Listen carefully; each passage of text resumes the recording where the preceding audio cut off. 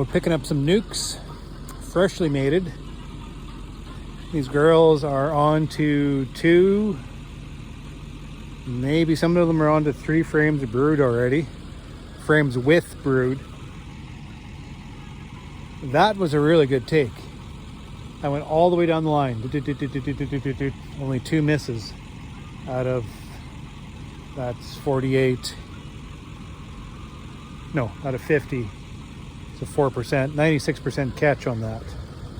Spectacular queens. And I'm looking here in the next line. And there's not 1, 2, 3, 4, 5, 6. So maybe 85 or 86% take. You'd wonder.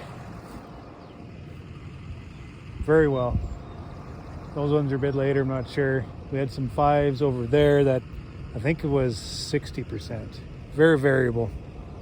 The odd thing about these white ones, this white row, is these here checked out last week, but they're slow. And that is 23 days after.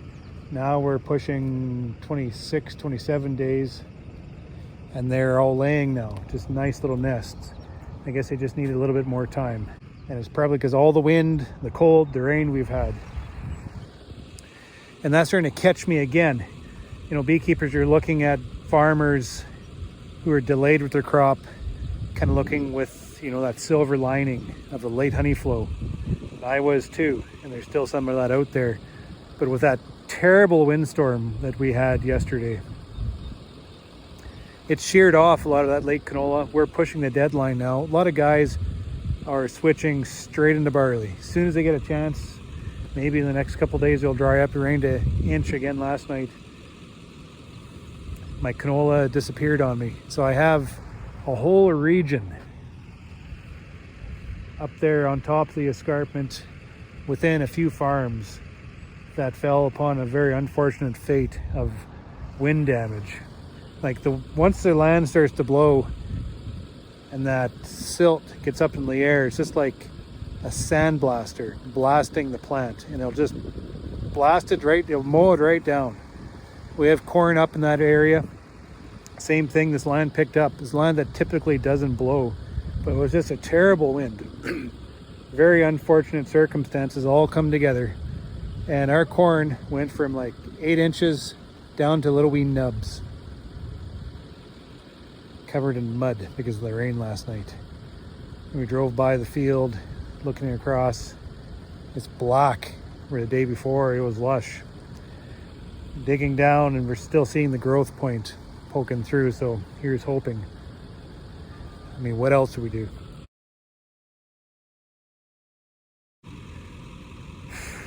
So,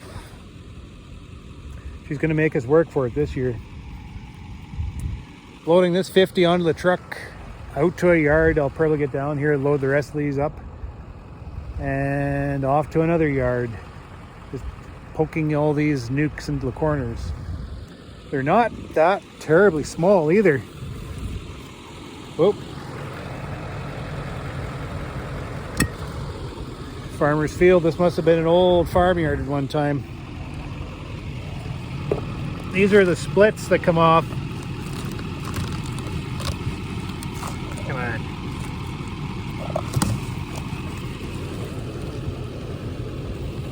Pretty nice looking nukes, eh?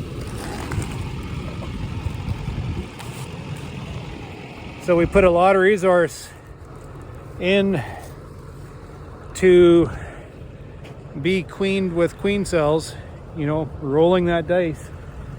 And so far, well, I have a truckload to show for it. We'll just see how it follows through the rest of them. I think there's 550 or whatever, and we're still building. Do everything I can to appease the bee gods. Maybe they're showing me a little bit of good fortune because of that. And now it's starting to rain again.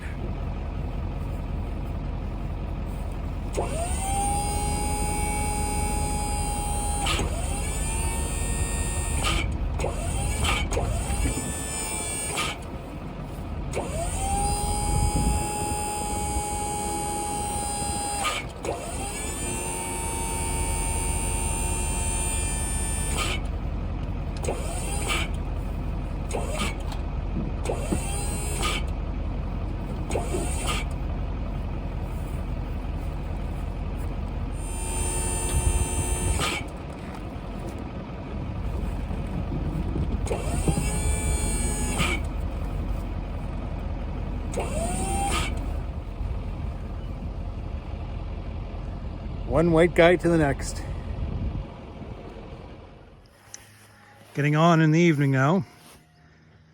Just putting in an hour, putting in excluders.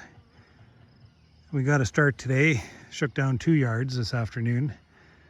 And the flow has just started. So we're getting a good jump on it. I come down and I'm working through this yard. I ended there because now I'm going to move this yard up into its summer location. Just got to drop some corks in there, pick them up, and load them out. Got to finish this tonight, because tomorrow morning I have a meeting. Pretty much done for the day.